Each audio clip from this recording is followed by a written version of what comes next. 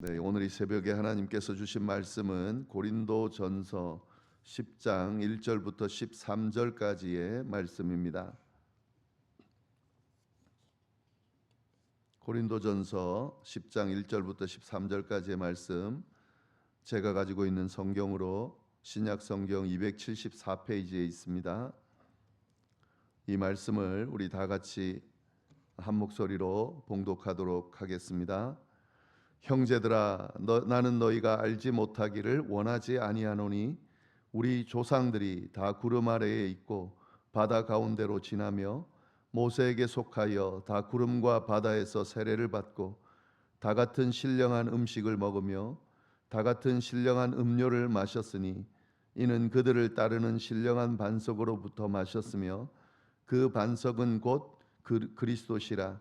그러나 그들의 다수를 하나님이 기뻐하지 아니하셨으므로 그들이 광야에서 멸망을 받았느니라. 이러한 일은 우리의 본보기가 되어 우리로 하여금 그들이 악을 즐겨한 것 같이 즐겨하는 자가 되지 않게 하려 함이니, 그들 가운데 어떤 사람들과 같이 너희는 우상 숭배하는 자가 되지 말라. 기록된 바 백성이 앉아서 먹고 마시며 일어나서 뛰논다 함과 같으니라. 그들 중에 어떤 사람들이 음행하다가 하루에 2만 3천 명이 죽었나니 우리는 그들과 같이 음행하지 말자. 그들 가운데 어떤 사람들이 주를 시험하다가 뱀에게 멸망하였나니 우리는 그들과 같이 시험하지 말자. 그들 가운데 어떤 사람들이 원망하다가 멸망시키는 자에게 멸망하였나니 너희는 그들과 같이 원망하지 말라. 그들에게 일어난 이런 일은 본보기가 되고 또한 말세를 만난 우리를 깨우치기 위하여 기록되었느니라. 그런즉 선줄로 생각하는 자는 넘어질까 조심하라. 사람이 감당할 시험 밖에는 너희가 당한 것이 없나니 오직 하나님은 미쁘사 너희가 감당하지 못할 시험 당함을 허락하지 아니하시고 시험 당할 즈음에 또한 피할 길을 내사 너희로 능히 감당하게 하시느니라. 아멘. 네, 오늘 저희가 나눌 말씀 고린도전서 10장 말씀입니다. 저희가 9장에서 바울이 이 복음을 위해서 자신의 권리를 내세우지 않고 자신의 권리를 내려놨다라는 그 내용의 말씀을 함께 나눴습니다. 모든 사람이 복음을 받아들이기 위해서는 모든 사람과 같이 그렇게 될 수가 있다라고 하는 고백을 통해서 그가 복음을 얼마나 전하려고 애썼는지에 대한 내용들을 함께 살펴봤습니다. 그가 마지막에 했던 고백, 9장의 마지막 부분에서 했던 고백이 있는데요. 내가 남에게 전파한 후에 자신이 도리어 버림을 당할까 두려워한다 라고 그렇게 고백한 내용이 나옵니다. 그러니까 복음을 전해서 다른 사람은 구원을 받는데 자신이 하나님 앞에 잘못함으로 전했던 그 복음대로 살지 못함으로 그렇게 해서 버림당할까 봐 늘 두려운 마음으로 자기를 치고 또 자기를 추스르고 경건하게 살려고 애쓴다라고 하는 그 고백의 말씀을 했는데, 오늘 본문 10장에는 이 고백의 내용을 좀 더 구체적인 예를 들면서 그렇게 증언하고 있습니다. 그 내용을 함께 보도록 하겠습니다. 1절 2절 말씀 보시면, 형제들아 나는 너희가 알지 못하기를 원치 아니하노니 우리 조상들이 다 구름 아래에 있고 바다 가운데로 지나며 모세에게 속하여 다 구름과 바다에서 세례를 받았다. 여기서 형제들은 고린도 교회에 있는 성도들을 이야기하죠. 고린도 교회 성도들을 향해서 너희가 알지 못하기를 원하지 않는다. 꼭 알았으면 좋겠다라고 지금 이야기를 하면서 구름 아래 있고 바다 가운데로 지나며, 이건 이제 출애굽 때 일어났던 그 사건을 이야기하는 거죠. 여기 보시면 우리 조상들이 그랬습니다. 근데 사실 우리 조상들이라고 하는 이 말은 어울리는 말은 아니죠. 왜냐하면 고린도 교회 성도들 중에는 이방인들이 많았습니다. 유대인들만 있는 게 아니죠. 근데 이방인들에게는 조상이 되지 않잖아요, 이스라엘 백성들이. 그런데 바울은 우리 조상들이 그렇게 이야기를 하고 있습니다. 결국 이 고백 안에는 어떤 내용이 담겨 있냐면 단순한 유대인들의 공동체가 아니라 지금 이 공동체는 교회 공동체죠. 예수 그리스도를 구주로 고백하는 사람들, 그리스도인들의 공동체입니다. 예, 그러니까 이런 차원에서 우리 조상들이라고 하는 것은 단순한 유대인을 넘어서서 하나님의 백성들, 또 그리스도로 인해서 한 몸을 이룬 공동체 일원으로서 우리 조상들이라고 이야기하고 있는 겁니다. 결국 이스라엘의 역사가 곧 우리 역사가 되는 이유가 여기에 있는 거죠. 사실은 우리도 마찬가지입니다. 우리도 이방인이죠. 이스라엘 역사는 우리 역사가 아닙니다. 우리의 역사는 대한민국 역사죠. 그러나 우리가 이스라엘의 역사를 우리의 역사로 보는 이유는 이 구원의 어떤 맥락 가운데 그 이스라엘의 역사가 단순한 유대인의 역사가 아니고 우리 인류 전체를 구원하기 위해서 하나님께서 쭉 이루어 오신 그 역사라고 믿기 때문에 우리의 역사라고 이야기를 하는 거죠. 예, 그래서 우리 조상들이라고 이방인들이나 유대인들이나 다 그리스도인들에게 이런 표현을 쓰면서 바울이 이야기를 하고 있다는 것입니다. 그러면서 우리 조상들이 했던 일, 출애굽 시대 때 그때 일어났던 경험했던 일 두 가지를 이야기하는데요. 구름 아래 있었다. 이건 뭐냐면 구름 기둥의 인도를 받았다는 겁니다. 예, 낮에는 구름 기둥의 인도를 받고 밤에는 불 기둥의 인도를 받으면서 그 광야를 지냈지만 안전하게 그렇게 지냈던 그 경험을 이야기하고 또 바다 가운데로 지났다. 이거 홍해를 가르는 기적 가운데로 지났다는 걸 이야기하는 거죠. 예, 이 기적, 바다를 지나는 그런 기적을 경험했다라고 합니다. 이렇게 이야기합니다. 근데 여기서 보시면은 바다 가운데로 지난 것, 이거를 이 두 가지 경험을 그 세례에 비유를 하고 있습니다. 여기서 말하는 이 세례는 뭐냐면 하나님이 함께 하신다는 거죠. 하나님께서 이스라엘 백성들을 새롭게 하시면서 하나님의 백성이 되시고 하나님의 백성으로 삼으시고 그리고 그들을 새로운 길로 인도하셨다라고 하는 그런 의미입니다. 그런 하나님의 백성들을 보호하신 내용들을 쭉 이야기를 하고 있는 겁니다. 이런 경험을 했었다라고 하면서 예를 들고 있습니다. 3절 4절 말씀, 다 같은 신령한 음식을 먹으며 다 같은 신령한 음료를 마셨으니 이는 그들을 따르는 신령한 반석으로부터 마셨음에 그 반석은 곧 그리스도다. 여기서 다 같은이라는 표현이 3번 반복되죠. 다 같은 신령한 음식, 다 같은 신령한 음료, 다 같은 신령한 반석, 뭐 이렇게 되어 있고요. 지금 이게 이제 모든 그 조상들이 이런 같은 은혜를 받았다는 겁니다. 예, 그런데 이제 여기서 신령한 음식이라고 하는 것은 이 당시로 하면 만나를 이야기를 하는 거죠. 그리고 신령한 음료는 반석에서 나온 물을 이야기하는 거고요. 예, 그리고 그 반석이 곧 그리스도였다. 이렇게 이제 비유로 이야기를 하고 있는 겁니다. 그러니까 지금 과거에 이 조상들이 경험했던 이 경험들이 지금 오늘 이 이스라엘 공동체, 기독교 공동체, 교회 공동체, 그리스도인들이 받고 있는 은혜와 연결되어 있음을 비유하면서 이 과거의 경험들을 쭉 이야기를 하고 있는 겁니다.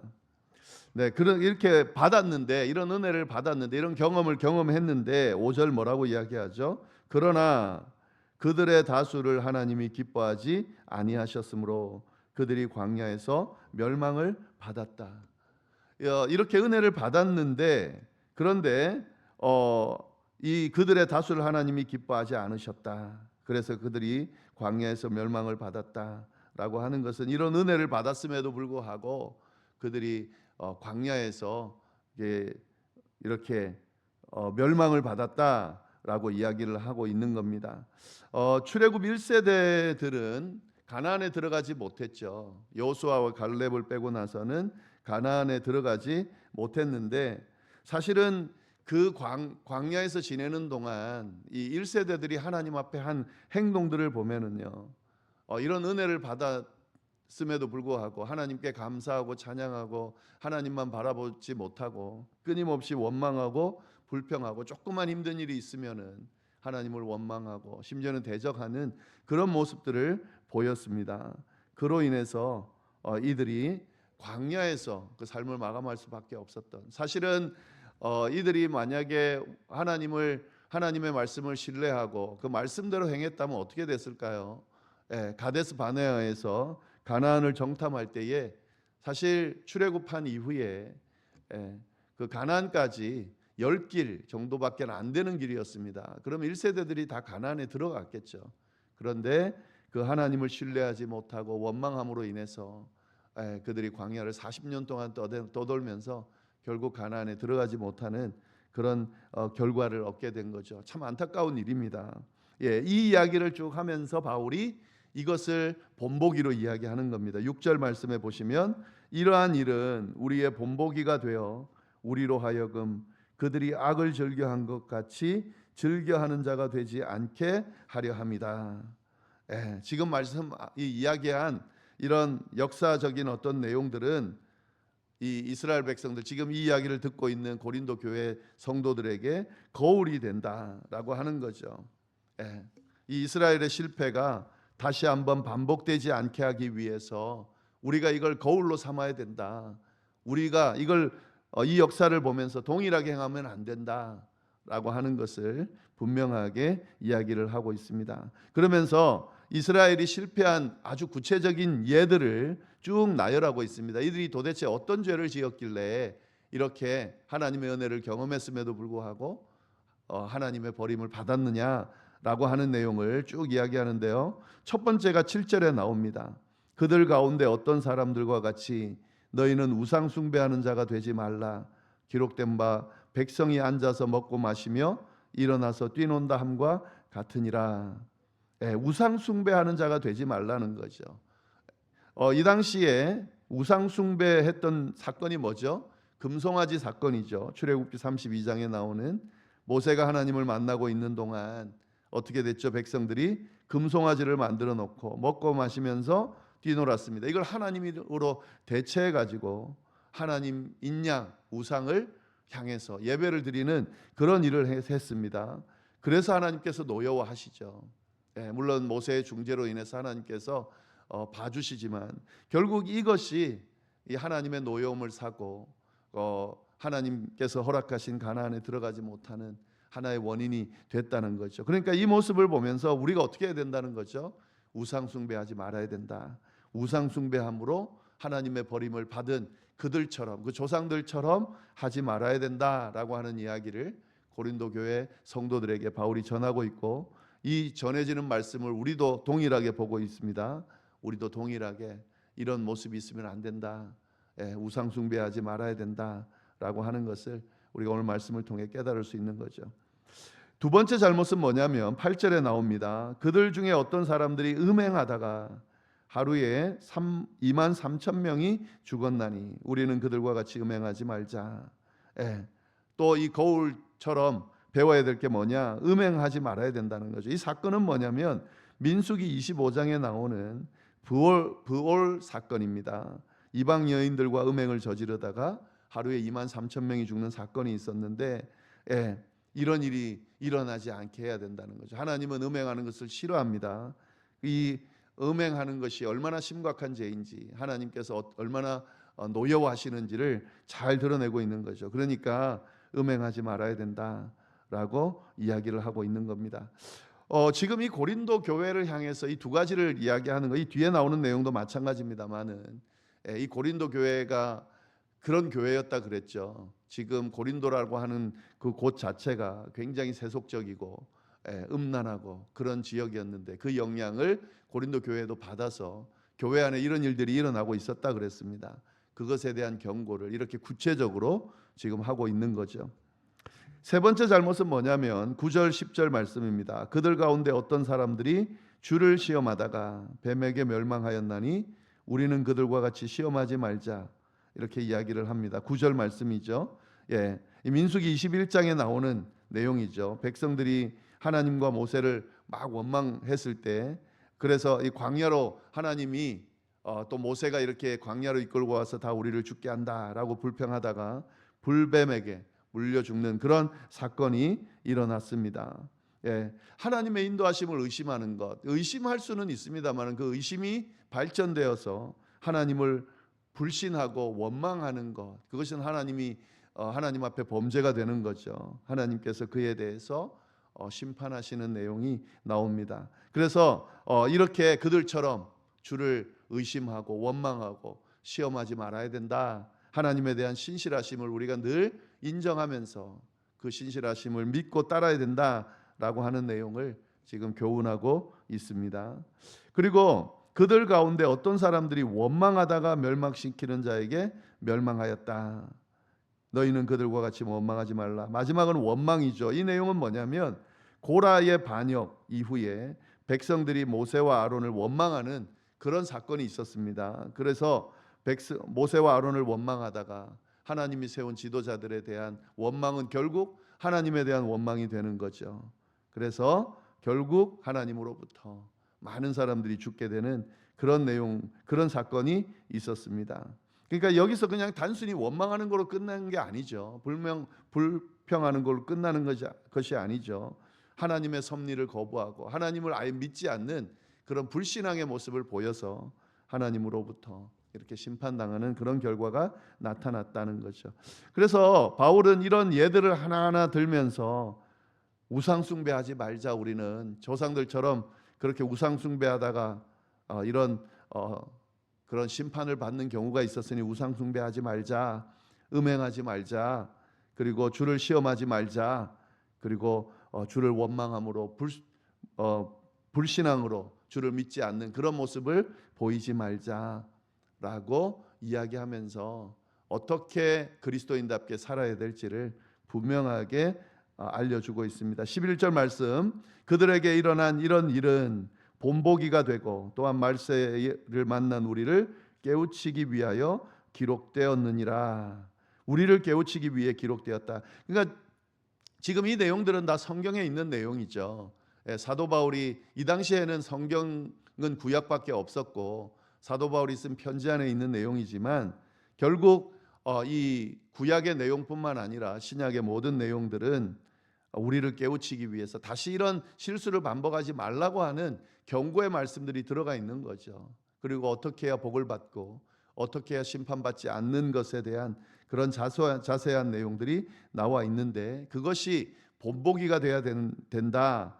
그것으로 인해서 깨우침을 받고 우리는 그 실수를 반복하지 말아야 된다라고 하는 그 이야기를 지금 바울이 강조해서 이야기를 하고 있습니다. 그래서 12절 말씀, 그런즉 손줄로 생각하는 자는 넘어질까 조심하라. 오늘 본문의 전체를 압축해서 설명하는 내용인 거죠. 손줄로 생각하는 자, 그 자들은 넘어질까 조심하라. 지금 이스라엘 백성들은 어떤 사람들이죠? 이런 은혜를 받은 사람들이죠. 그래서 하나님이 선택한 백성이다라고 하는 선민의식이 있었습니다. 그런데 이 사람들은 하나님이 선택했기 때문에 막 살아도 된다고 생각을 했던 것 같아요. 하나님이 선택하셔서 하나님의 백성이 됐으니까 이제는 하나님의 백성으로서는 딱 보장을 받은 거니까 막 살아도 되는 것처럼 그렇게 생각하고 하나님의 뜻에 따라 살지 않고 자기 마음대로 살면서 교만한 모습으로 그렇게 사는 그런 이스라엘 백성들에게 이 이야기를 분명하게 하고 있는 겁니다. 하나님의 백성, 선택받은 백성이라고 해서 그냥 다 끝난 게 아니다. 도리어 선줄로 생각하는 자는 넘어질까 조심해야 된다. 도리어 하나님의 백성이기 때문에, 그리스도인이기 때문에 더 자신을 추스르고 하나님의 백성답게, 그리스도인답게 그렇게 살 수 있어야 된다라고 지금 고백하고 있습니다. 결국 이 말씀은 이러한 어떤 경고의 이야기는 바울이 자신에게 적용했던 내용이죠. 어제 나온 내용 중에 내 몸을 쳐 복종하게 함은 내가 남에게 전파한 후에 자신이 도리어 버림을 당할까 두려워합니다. 바울도 스스로 방심하지 않고 이런 어떤 실수와 잘못을 범하지 않기 위해서 자신을 늘 추스르고 이 경고의 말씀, 하나님의 말씀 앞에 늘 서면서 자신을 추스렸기 때문에 또 이 고린도 교회를 향해서 이 고백을 하는 거죠. 이 경고의 말씀을 하는 거죠. 13절 말씀. 근데 이제 마지막 결론은 이렇게 맺습니다. 사람이 감당할 시험 밖에는 너희가 당한 것이 없나니 오직 하나님은 미쁘사 너희가 감당하지 못할 시험 당함을 허락하지 아니하시고 시험 당할 즈음에 또 피할 길을 내사 너희로 능히 감당하게 하시느니라. 예. 마지막 이 앞에 나온 내용으로 경고의 이야기를 하지만 사실은 그 경고의 이야기로 끝난 것은 아닙니다. 이거 지금 이제 바울이 말한 경고의 말씀만 생각하면 야, 이렇게 넘어지면 큰일 나는데, 그래서 계속 두려운 마음으로 그렇게 평안하지 못한 마음으로 그렇게 하루하루를 지내야 되는 거냐? 그렇지 않습니다. 13절 말씀에 나오는 이 소망의 말씀도 함께 기억할 필요가 있습니다. 사람이 감당할 시험밖에는 당한 것이 없다. 그러니까 지금 우리가 겪고 있는 이런 유혹들이나 시험들이나 이런 것들은 우리가 능히 감당할 수 있는 것이니까 감당하는 거죠. 우리가 감당하지도 못할 그런 어떤 시험, 그런 유혹에 우리가 노출돼 있다면 다 넘어질 수밖에 없는 거죠. 그러나 조금만 신경을 쓰면, 그리고 하나님의 도움을 받으면 능히 감당할 수 있는 그런 유혹이고 그런 시험들이다라고 하는 거죠. 하나님은 미쁘사 감당하지 못할 시험을 허락하지 않는다. 하나님의 백성들이 막 넘어뜨리기 위해서 일부러 작정하고 그렇게 막 힘들게 하는 것이 아니다라고 하는 거죠. 충분히 감당할 수 있는, 조금만 하나님의 말씀에 귀를 기울이고 나를 주스르면 충분히 감당할 수 있는 그런 유혹과 그런 시험들이다라고 하는 거죠. 그리고 시험 당할 즈음에 피할 길을 내신다. 이런 일들을 당할 때에 하나님 앞에 신실하게 서 있으면, 이걸 감당하려고 애를 쓰면 하나님께서 함께 하셔서 피할 길을 내셔서 그 시험으로부터 능히 감당할 수 있도록 인도하신다라고 하는 말씀으로 오늘 경고의 말씀을 쭉 마무리를 하고 있습니다. 네, 성경에 나오는 수많은 예들이 있습니다. 오늘 나오는 그 구약의 내용만 있는 게 아니라요, 성경 전체에는 어떻게 하면 하나님 앞에 복을 받고 하나님께서 원하시는 형통한 삶을 살 수 있는지, 어떻게 하면 멸망하고 심판받는 길로 가는지 너무 자세하게 잘 나와 있습니다. 우리가 말씀을 함께 나누고 묵상하는 이유는 이런 경고의 말씀들을, 이런 본보기가 되는 말씀들을 우리가 들으면서 오늘 우리의 삶에 적용하고 복되고 아름다운 그런 삶을 살기 위함이고, 그렇게 심판받는 삶을 살지 않기 위함이라는 것을 우리가 늘 염두에 두면서 우리의 삶을 하나님 보시기에 합당한 삶으로, 그래서 정말 하나님께서 허락하시는 그런 복된 길을, 복된 삶을 살아가는 그런 삶을 우리가 다 살게 되기를 간절히 바랍니다. 기도하겠습니다. 하나님 아버지, 감사드립니다.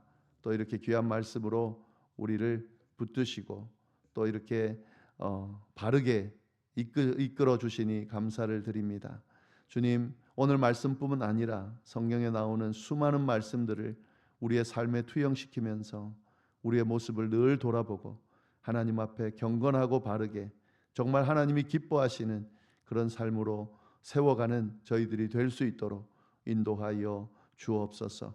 하나님, 주님께서 우리를 구원하시고 또 이렇게 구원받은 하나님의 백성으로 살아가고 있는데, 하나님, 이 삶이 혹여나 하나님 보시기에 합당하지 않은 모습으로 인하여서 하나님께 책망받고 심판받는 길로 가지 않도록 우리가 믿는 믿음이 제대로 된 믿음인지, 정말 우리가 그리스도인답게 잘 살아가고 있는지 늘 돌아보고 주스르면서 바르게 세워가는 우리의 삶이 될 수 있도록 주여 인도하여 주옵소서.